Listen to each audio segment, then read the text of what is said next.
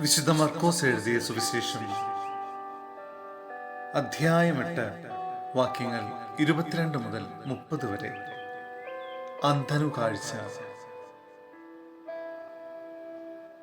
പിന്നീട് അവൻ ബെത്സയിദായിലെത്തി. കുറെ പേർ ഒരു അന്ധനെ അവന്റെ അടുത്ത് കൊണ്ടുവന്ന് അവനെ സ്പർശിക്കണമെന്ന് യേശുവിനോട് അപേക്ഷിച്ചു. അവൻ അന്ധന്റെ കൈക്ക് പിടിച്ച് ഗ്രാമത്തിന് വെളിയിലേക്ക് കൊണ്ടുപോയി. അവന്റെ കണ്ണുകളിൽ തുപ്പിയ ശേഷം അവന്റെ മേൽ കൈകൾ വെച്ചുകൊണ്ട് ചോദിച്ചു, നീ എന്തെങ്കിലും കാണുന്നുണ്ടോ?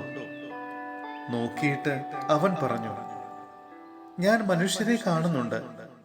അവർ മരങ്ങളെപ്പോലെ ഇരിക്കുന്നു, നടക്കുന്നതായും കാണുന്നു.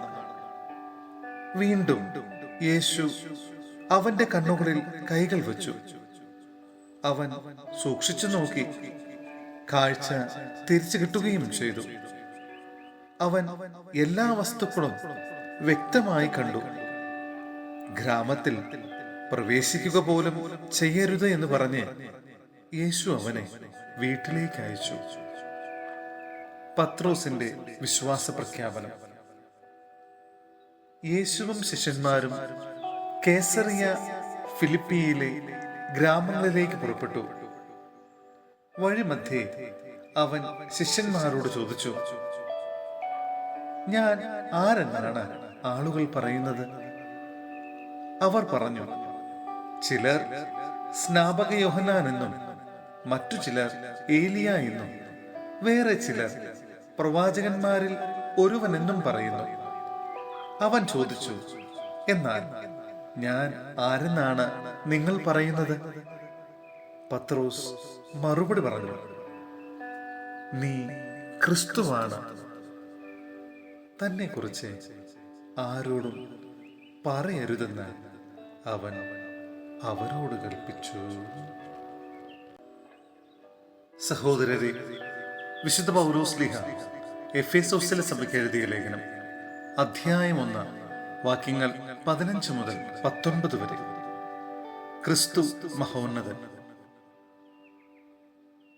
കർത്താവായ യേശുവിലുള്ള നിങ്ങളുടെ വിശ്വാസത്തെയും എല്ലാ വിശുദ്ധരോടും നിങ്ങൾ പ്രകടിപ്പിക്കുന്ന സ്നേഹത്തെയും കുറിച്ച് കേട്ട നാൾ മുതൽ എന്റെ പ്രാർത്ഥനകളിൽ നിങ്ങളെ അനുസ്മരിക്കുകയും നിങ്ങളെ പ്രതി ദൈവത്തിന് കൃതജ്ഞത അർപ്പിക്കുകയും ചെയ്യുന്നതിൽ നിന്ന് ഞാൻ വിരമിച്ചിട്ടില്ല. നമ്മുടെ കർത്താവായ യേശു ക്രിസ്തുവിന്റെ ദൈവവും മഹത്വത്തിന്റെ പിതാവുമായവൻ ജ്ഞാനത്തിന്റെയും വെളിപാടിന്റെയും ആത്മാവിനെ നിങ്ങൾക്ക് പ്രദാനം ചെയ്തുകൊണ്ട് തന്നെ കുറിച്ചുള്ള പൂർണ്ണമായ അറിവിലേക്ക് നിങ്ങളെ നയിക്കട്ടെ.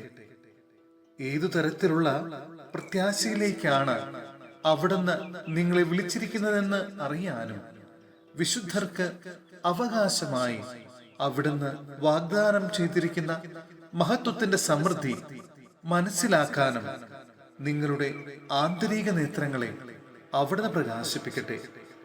അതുവഴി അവന്റെ പ്രാഭവപൂർണമായ പ്രവർത്തനത്തിനനുസൃതമായി വിശ്വാസികളായി നമ്മിലേക്ക് പ്രവഹിക്കുന്ന അവന്റെ അപരിമേയമായ ശക്തിയുടെ മഹനീയത എത്രമാത്രമെന്ന് വ്യക്തമാകട്ടെ.